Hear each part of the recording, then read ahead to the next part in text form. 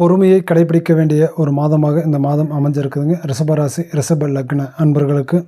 அதே போல் எண்ணங்கள் யாவும் செயலில் வெற்றிகளை தரக்கூடிய ஒரு மாதமாகவும் இந்த மாதம் அப்படிங்கிறது அமைஞ்சிருக்குதுங்க. இந்த ரிஷபராசி ரிஷப லக்னக்காரர்களுக்கு தொழில் எப்படி இருக்கும் அப்படின்னு சொல்லி பார்த்துட்டிங்கன்னா, தொழில் ரூபத்தில் செல்வாக்கு உயரும், புதிய பதவிகள் கிடைக்கும். புதிய தொழில் தேடக்கூடியவங்களுக்கு கண்டிப்பாக அந்த தொழில் வாய்ப்புகள் அமையும். அதே போல் நீங்கள் பொருளாதார சம்மந்தப்பட்ட வழியில் வீடு, வாகனம், நிலம் வாங்கக்கூடிய யோக அமைப்புகள் அப்படிங்கிறது கட்டாயமாக உங்களுக்கு இருக்கும்.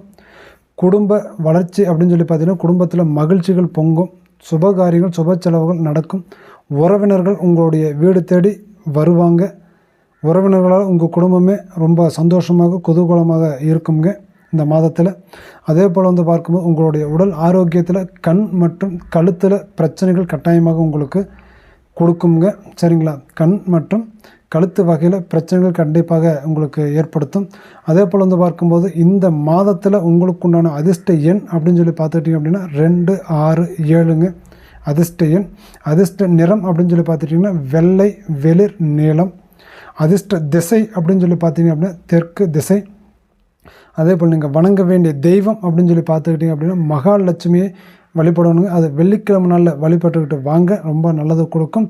பசுமாட்டிற்கு அகத்திக்கீரையோ அல்லது பழங்களையோ தானமாக கொடுத்து வாங்க. நீங்கள் நினச்ச காரியங்கள் அத்தனையுமே உங்களுக்கு கைகூடும், நல்லதில் முடியும், நன்மைகள் நடக்கும் கட்டாயமாக.